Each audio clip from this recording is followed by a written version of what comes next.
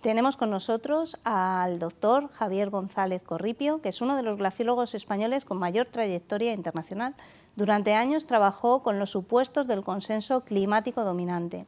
Elaboró modelos de hielo, de nieve y colaboró con centros científicos de referencia en Europa y en América.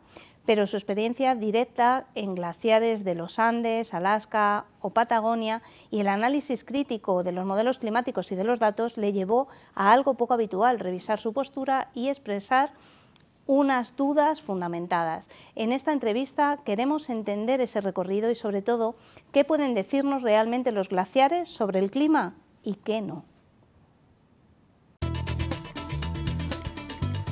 Es cierto, al principio uno asume que lo que hacen el resto de los colegas está bien, entonces no se plantea revisar todo lo que se ha hecho, porque si no, no llegaríamos a ninguna parte. Entonces, como era un poco la línea general, oficial, que nadie se cuestionaba, yo también lo pensaba así. Y fue a raíz de unas publicaciones sobre el futuro de la nieve en España, y yo hice algunas publicaciones críticas con los intentos de utilizar el deporte de nieve para especulaciones urbanísticas y demás. Tuvo bastante acogida en revistas de montaña, en grupos interesados por el medio ambiente y la montaña, y me invitaron a dar una charla en Zaragoza sobre el futuro de la nieve, precisamente.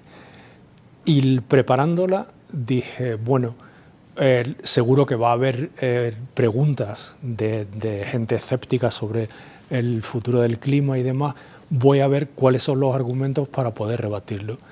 Y cuando empecé a mirar los argumentos dije, pues tienen razón. Así que digo, si tienen razón, tengo que cambiar mi posición, porque no se sostiene. Y me parece más creíble una postura crítica, sin exagerar tanto lo que se comenta del el efecto del CO2 y el impacto del antropogénico en el clima, que lo que era el consenso hasta la época.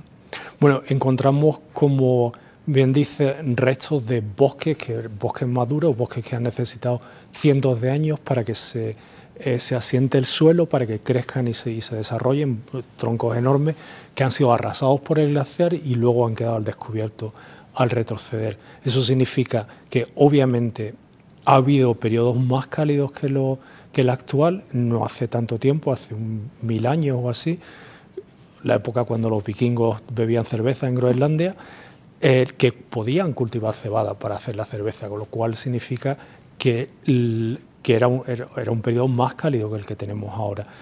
Y luego esos glaciares sabemos que estaban más atrás de lo que están ahora, eran más cálidos, han avanzado, lógicamente, durante la pequeña edad del hielo, y eso en el último milenio. Luego, si nos retrocedemos incluso un poco más, sabemos que por estudios de materia orgánica en turberas, por estudios de isótopos en las rocas que quedan al descubierto, sabemos que ha habido muchos avances y retrocesos. Y realmente, cuando uno ve eso en una perspectiva amplia de tiempo, es difícil pensar que lo que tenemos ahora es tan excepcional. Se nos dice que la velocidad nunca vista, que nunca se ha calentado el clima tan rápido, pero no es cierto. Si tenemos evidencia a partir de, no tenemos termómetros, pero tenemos datos proxy que se llaman, de organismos que solo pueden vivir en un margen estrecho de temperatura, y nos dicen cuánto ha variado. Y sabemos que hace 11.000 años en Escocia, por ejemplo, se calentó entre 5 y 10 grados en medio siglo. Eso es muchísimo más rápido que lo que tenemos ahora. Y obviamente no fue por nuestra culpa. Entonces, ¿por qué va a serlo esto? No tiene sentido, ¿no?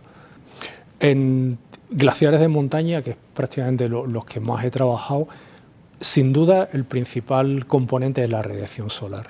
Tenemos luego que la nieve refleja muchísima de esa radiación, entonces que la nieve esté limpia o esté contaminada por otras sustancias influye también bastante. Pero entre el calor que podemos adjudicar a un aumento del CO2 con las retroalimentaciones que se le quiera añadir y la radiación solar, hay una diferencia enorme. La idea que se esgrime es que, bueno, todo es constante excepto el CO2, y que la radiación, el albedo, el viento, etcétera, ha sido constante, pero el CO2 no. Eso es muy discutible. Primero porque no tenemos medidas que lleguen, que se extiendan hacia atrás en el tiempo apenas unas decenas de años, y porque bueno, hay siempre muchísimas variables. Y cuando medimos de verdad el balance de energía, vemos que el calor de la atmósfera es mínimo, es mucho más importante Sol, la cantidad de precipitación, cuándo precipita, porque si tenemos nevadas recientes cuando el Sol está más intenso, la reflexión es muchísimo mayor. Entonces, una nevada al principio del verano hace más por conservar el glaciar que un invierno duro. Y así un montón de variables que vemos que, bueno, el CO2 sí tiene un efecto, pero realmente es casi insignificante comparado con el resto.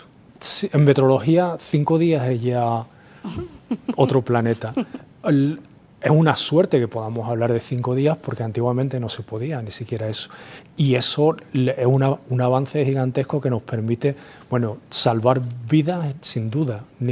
Ningún huracán, por ejemplo, ha sido tan devastador como el de Galveston en Texas en el 1910. Creo que fueron 10 o 11.000 muertos.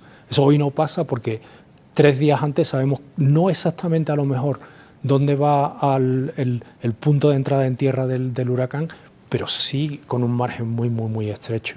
Entonces, en meteorología, aunque sea un periodo corto de tiempo, el avance es muy importante. Y en meteorología sabemos que después de esos 5 días todo empieza a descolocarse un poco. Hay una dispersión enorme de las variables y bueno, sabemos que va a ir en un sentido o en otro, que va a tener más probabilidades de ir en un sentido o en otro, pero no se puede decir nada con seguridad.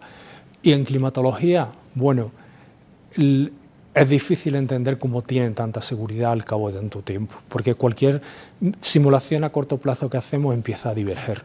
A partir de un tiempo no demasiado largo, si no tiene uno medidas o situaciones que un poco restrinjan hacia dónde puede ir la situación, todo puede diverger en cualquier dirección, con lo cual que los modelos climáticos sean estables es cuestionable. Y luego, una cosa que hacen los modelos climáticos, que a mí particularmente no me parece correcta, es que copian de la meteorología lo que se llaman los ensembles. En meteorología, para saber si una simulación es fiable o no, lo que se hace es que las condiciones iniciales se perturban en las direcciones que más daño, digamos, pueden causar, más pueden alterar el modelo. Si después de esa perturbación todas las simulaciones van en el mismo sentido, sabemos que hay fiabilidad, por lo menos hasta que empiezan a dispersarse. En climatología no se hace eso, sino que se utilizan modelos totalmente dispares, cada uno de una organización diferente, con condiciones iniciales diferentes, con soluciones numéricas a los problemas meteorológicos y climáticos ligeramente diferentes también, con parametrizaciones e implementaciones diferentes.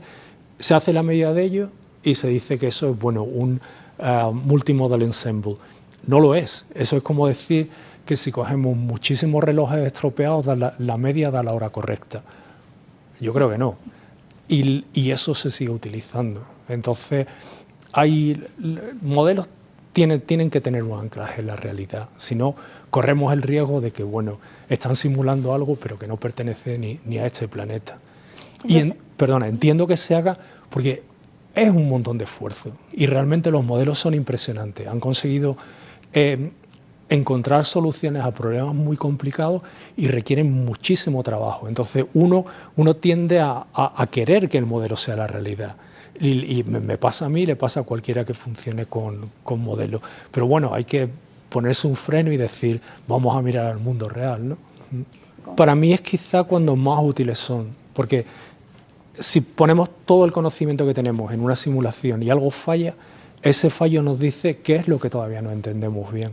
Y lo que habría que hacer era mirar con detalle ese fallo para entender qué es lo que tenemos que mejorar, dónde tenemos que poner más esfuerzo de investigación y ver si conseguimos entender correctamente cómo funciona ese proceso. Es complicado porque son muchísimas variables y muchas interacciones, pero bueno, pienso que es el camino a seguir. Y desde luego descartar los que ya es evidente que han fallado. Y en eso tenemos un caso claro, el modelo del IPCC RPC 8.5, que es el de emisiones máximas que hay.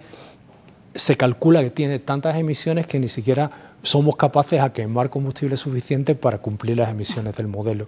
Sin embargo, si se lee, por ejemplo, la ley del clima en España, todo el preámbulo se basa en ese modelo.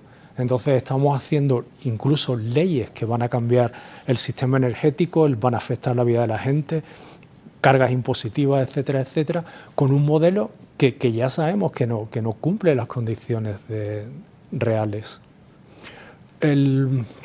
Quizá, bueno, la mayoría de los científicos les interesa su campo y quieren avanzar en esa dirección, pero el científico no decide ni elige quién lo financia.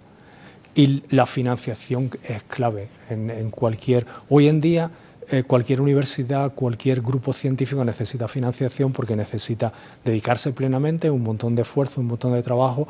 Entonces, el clima realmente da mucho apoyo a investigaciones en ese sentido, que muchas veces se nombra el cambio climático simplemente, y además se aconseja que se haga para conseguir una beca para poder investigar en ese campo.